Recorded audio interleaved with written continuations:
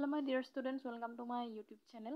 আজিৰ ভিডিঅ'টিৰ জৰিয়তে পুনৰ মাই চাইল্ডহুড নামৰ চেপ্টাৰটিৰ পিছৰ বা পৰৱৰ্তী অংশ বুজাবলৈ চেষ্টা কৰিম। গতিকে তোমালোকে ভিডিঅ'টি সম্পূৰ্ণকৈ চাবা। During the annual Sri Sita Rama Kalyanam ceremony, our family used to arrange boats with a special platform for carrying idols of the Lord from the temple to the marriage site, situated in the middle of the pond called Rama Tirtha, which was near our house. ঠিক আছে, আমি পাই আহিছোঁ যে APJ Abdul কালামৰ তিনিজন কি আছিলে ফ্ৰেণ্ডছ আছিলে হয়নে, কি আছিলে নামটো ৰামানন্দ শাস্ত্ৰী, ৰবীন্দ্ৰন এণ্ড শিৱ সুব্ৰমণ্যম হয়নে। ঠিক আছে, ইয়াৰ পিছতে যি ডিউৰিং দ্য এনুৱেল মানে বাৰ্ষিকী সীতাৰামা কল্যাণম মানে হ'ল marriage. Our family use to arrange, তাত যিটো অনুষ্ঠান হৈছিল ৰামা আৰু সীতাৰ বিবাহ বাৰ্ষিকীৰ যিটো এনুৱেল অনুষ্ঠান হয় বা অকেজন হয়, সেই অনুষ্ঠানটোত আমাৰ ফেমিলিয়ে কি কৰে কৈছে ইউজ টু এৰেঞ্জ বোটছ, নাৱৰ ব্যৱস্থা কৰি দিয়ে উইথ এ স্পেচিয়েল প্লেটফৰ্ম, আৰু এখন প্লেটফৰ্ম বনাই দিয়ে ফৰ কেৰিং আইডলছ মানে হ'ল যিবোৰ মূৰ্তি থাকে সীতা আৰু ৰামাৰ যি মূৰ্তি, সেই মূৰ্তি আনিবৰ কাৰণে প্লেটফৰ্মৰ ব্যৱস্থা কৰি দিয়ে of the lord from the টেম্পুলৰ পৰা ক'লৈ আনিবৰ কাৰণে টু দ্য মেৰিজ চাইট, য'ত অনুষ্ঠান পতা হৈছে বা বিবাহ বাৰ্ষিকী অনুষ্ঠান পতা হৈছে, তাৰ পৰা সীতা ৰামাৰ যি মূৰ্তি থাকে সেই মূৰ্তিবোৰ আনিবৰ কাৰণে বোটছ আৰু কিহৰ ব্যৱস্থা কৰে, প্লেটফৰ্মৰ ব্যৱস্থা কৰি দিয়ে। কোনে কৰে? APJ আব্দুল কালামৰ ফেমিলিৰ মানুহে। আৰু সেই মেৰিজ চাইটটো ক'ত আছে? Situated in the middle of the pond called Rama Tirtha. Situated in the middle of the pond মানে পুখুৰীৰ যিটো ৰাজহুৱা পুখুৰী আছে, সেই পুখুৰীটোৰ মধ্য অংশত, মিডল অফ দ্য পণ্ড মধ্য অংশত ৰামা তীৰ্থ, যিডোখৰ ঠাইৰ নাম হ'ল ৰামা তীৰ্থ, হুইচ ৱাজ নিয়াৰ আৱাৰ হাউচ, যিটো আমাৰ ঘৰৰ ওচৰতে আছে। Events from the Ramayana and from the life of the prophet were the bedtime stories my mother and grandmother would tell the children in our family.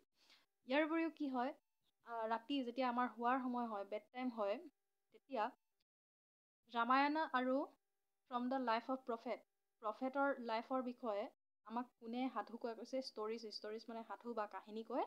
My mother মোৰ মায়ে কয়, and গ্ৰেণ্ডমাদাৰ মোৰ আইতাই কয়, would tell the children in our family, আৰু আমাৰ সকলো যিমানখিনি ফেমিলিৰ যিমানবোৰ চিলড্ৰেন আছে সেই সকলোবোৰকে গোট খুৱাই কি কৰে, ৰামায়ণ আৰু প্ৰফেটৰ লাইফৰ বিষয়ে আমাক কি কয়, কাহিনী কয় বা সাধু কয়। তাৰপিছতে one day when I was in the 5th standard at the Rameswaram Elementary School, a new teacher came to our class. I used to wear a cap which marked me as a Muslim.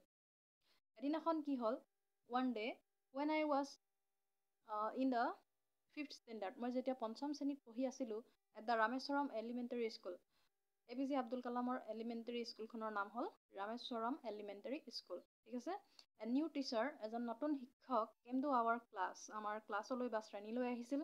I used to wear a cap which marked me as a Muslim, মই সদায় এটা টুপি পিন্ধিছিলোঁ, Cape মানে হ'ল টুপি, আৰু সেই টুপিটোতে গম পাই গৈছিল যে মই কি হয়, এজন মুছলিম ল'ৰা হয়। And I will always sit in the front row' next to Ramananda Shastri, আৰু মই সদায় ইন দ্য ফ্ৰণ্ট ৰ' মই প্ৰথম শাৰীত বহিছিলোঁ বা প্ৰথম বেঞ্চখনত বহিছিলোঁ। কাৰ লগত বহিছিলোঁ? ৰামানন্দ শাস্ত্ৰী, তেওঁৰ ফ্ৰেণ্ডছ ৰামানন্দ শাস্ত্ৰীৰ লগত বহিছিল। হু ৱৰ the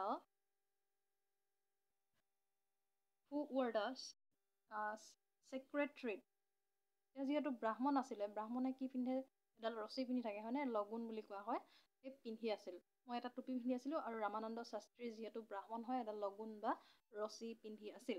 the new teacher could not stomach in Hindu priest on sitting with a Muslim boy, সেই নতুন টিচাৰজনে এই কথাটো হজম কৰিব নোৱাৰিলে বা মানি ল'ব নোৱাৰিলে যে এজন মুছলিম ল'ৰাৰ লগত কোন বহি আছে, এজন ব্ৰাহ্মণ ল'ৰা, যিটো হিন্দু প্ৰিষ্ট হয়, পুৰোহিতৰ পুত্ৰ হয়, সেই কথাটো হজম কৰিবলৈ নোৱাৰিলে। In accordance with our social ranking as the new teacher set so' it, কোনফালৰ পৰা চালে তেনেহ'লে এই নতুন টিচাৰজনে ছ'চিয়েল ৰেংকিং সামাজিক শ্ৰেণী শ্ৰেণী বিভাজনৰ ফালৰ পৰা চালে এই কথাটো যে এজন ব্ৰাহ্মণ ল'ৰা এজন মুছলিম ল'ৰাৰ লগত পঢ়াটো এটা বেয়া কথা। ছ'চিয়েল ৰেংকৰ ফালৰ পৰা এই কথাটো লক্ষ্য কৰিলে।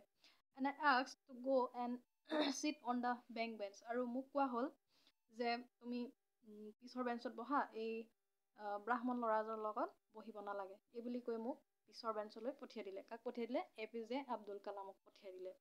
I felt very sad. মোৰ বহুত বেছি দুখ লাগিছিল সেইদিনা। And so did Ramananda Shastri, আৰু হয়তো ৰামানন্দ শাস্ত্ৰীৰো দুখ লাগিছিল বা বেয়া লাগিছিল। He looked utterly downcast. সি কি কৰিলে? অনুভৱ কৰিবলৈ ধৰিছিলে তেওঁ এজন নিম্ন শ্ৰেণীৰ ল'ৰা বুলি।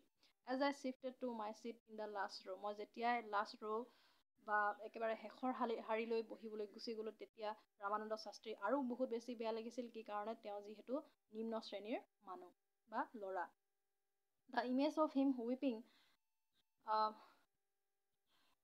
when I shifted to the last row left a lasting impression on me.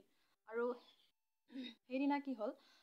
মোৰ সেইদিনা যিটো ঘটনা ঘটিছিল, সেই ঘটনাটোৱে গোটেই জীৱন যে মোৰ মনত পৰি থাকিল বা মনত থাকিল, তেনেকৈ APJ আব্দুল কালামে কৈছে। চ' ডিয়াৰ ষ্টুডেণ্টছ, আজিৰ ভিডিঅ'টি খুব চুটিকৈ বনালোঁ। তোমালোকে হয়তো নিশ্চয় বুজি পাইছা, আৰু পিছৰ পাৰ্টটো লৈ আহিম, থাৰ্ড পাৰ্টটো। গতিকে তোমালোকে চেনেলটি ছাবস্ক্ৰাইব কৰি ল'বা আৰু চেনেলটিলৈ ভিজিট কৰি থাকিবা। তেতিয়াহ'লে ভিডিঅ'টি ধৈৰ্য সহকাৰে চাই থকাৰ কাৰণে ধন্যবাদ থাকিল।